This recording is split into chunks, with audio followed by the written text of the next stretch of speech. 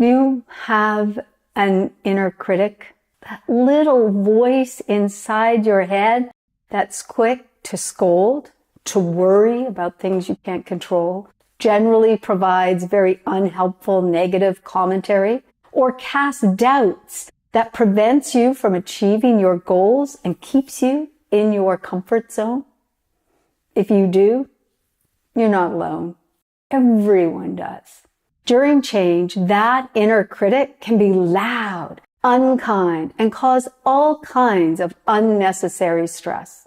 We often say things to ourselves we would never say to another person. And if you're not practicing this one skill, it's easy for that inner critic to jump into the driver's seat and derail your change efforts. That's because when we criticize ourselves, we become both the attacker and the attacked. So what's the skill that you need to practice and encourage your employees to practice to reduce stress during change and create an innovative organization? Compassion. And in the case of your inner critic, it's self-compassion. In a previous video, I shared the importance of compassion in change leadership. Today, I want to take the case one step further and talk about the role of self-compassion as you lead change. Hello. For those of you that don't know me, I'm Dr. Dawn Marie Turner, creator of the Readiness Mindset and president of Turner Change Management.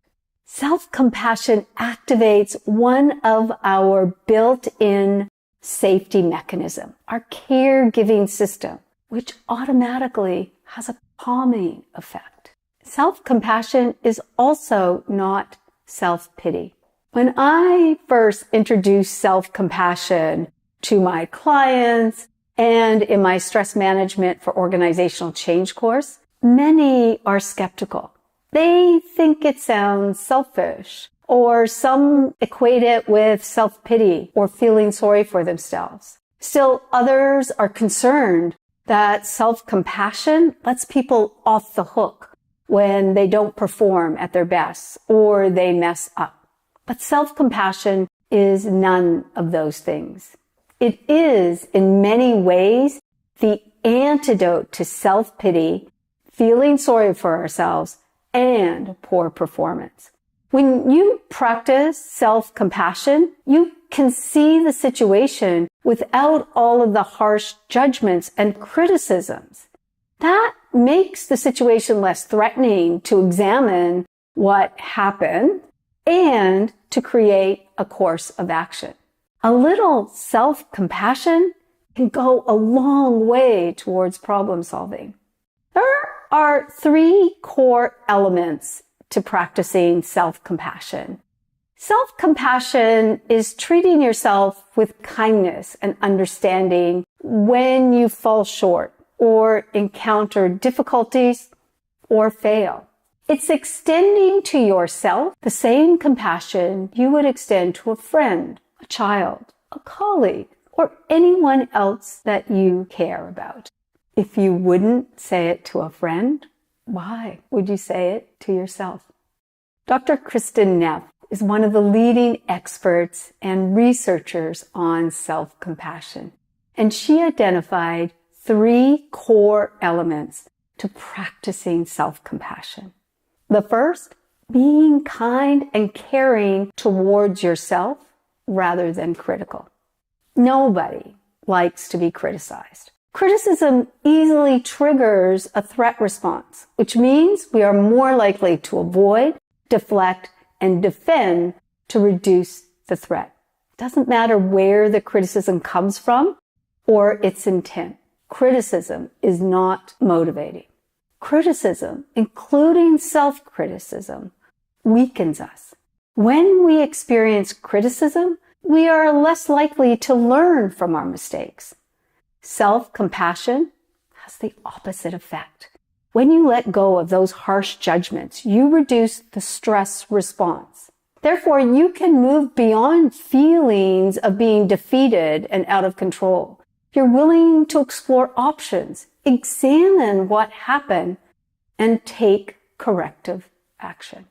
Research looking at the effect of self-compassion found that people who took a self-compassion approach when responding to a failure, personal weakness, or even a moral transgression were more motivated to improve themselves and their performance. Results suggested that self-compassion was a more effective mode of motivating change. The second element of self-compassion is framing imperfections as a shared human experience. Life doesn't always go as planned. We're often confronted with events we didn't ask for or want. We also don't always perform at our best, and all of us have shortcomings. Self-compassion recognizes all of this as part of our shared human experience. In the Stress Management for Change course for organizational change, we talk about being perfectly imperfect humans.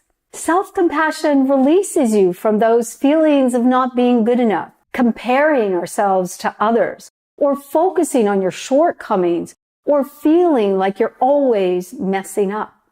Instead, we can recognize you're not alone. Everyone has shortcomings. Everyone makes a mistake or encounters difficulty. This sense of a shared experience helps you and us to develop the perseverance and resilience to make necessary adjustments. The recognition that imperfections and failure are simply part of being human helps to bolster our self-esteem. That's because self-compassion helps us to reduce the elements of an event that would otherwise threaten our self-esteem. The positive emotions of self-compassion can kick in when our self-esteem falls or has taken a big hit and we haven't met expectations or failed in some way. The third element of self-compassion, see things clearly without ignoring or exaggerating the problem. One of the things that makes self-compassion so powerful is that you can confront negative emotions in a non-judgmental way. Therefore, you can work through how to deal with them without being overtaken by them. Self-compassion helps you create and maintain a sense of self-worth, even in the face of difficult situations, because it doesn't involve judging yourself. When we practice self-compassion, we demonstrate that we care about our own well-being and the need to recover after a setback. And only when we care about our own well-being can we care about others. Research done over the past decade is demonstrating the transformative power of self-compassion. One study exploring the effect of self-compassion on overall health and well-being found happiness and optimism were strongly correlated to higher levels of self-compassion.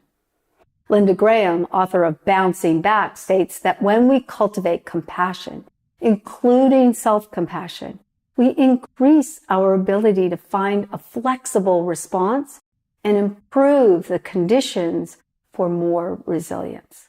Self-compassion during change is critical. Let's face it, change can be difficult, uncomfortable, and it doesn't always go as planned. So learning to practice self-compassion gives you a powerful tool to enable you to navigate the ups and downs of the change and achieve that desired outcome.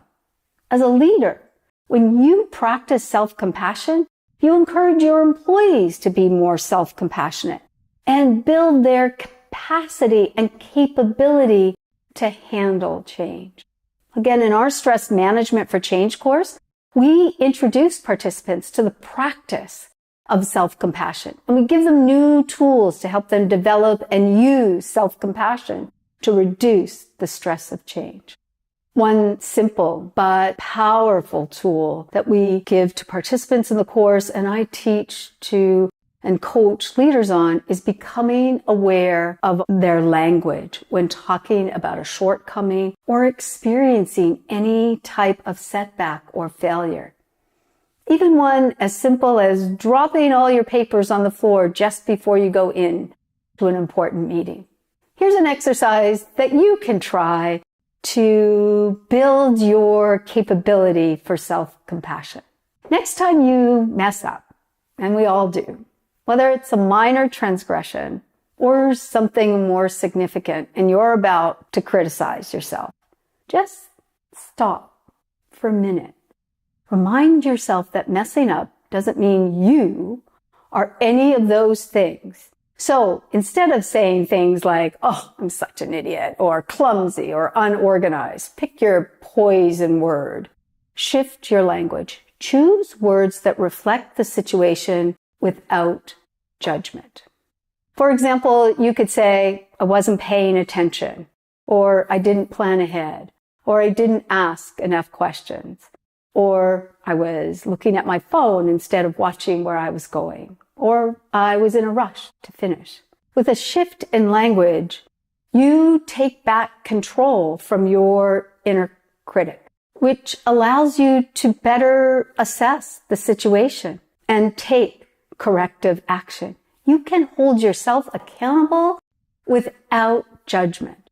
As Dr. Neff states, approaching painful feelings with self-compassion is linked to a happier, more optimistic mindset and appears to facilitate the ability to grow, explore, and wisely understand oneself and others.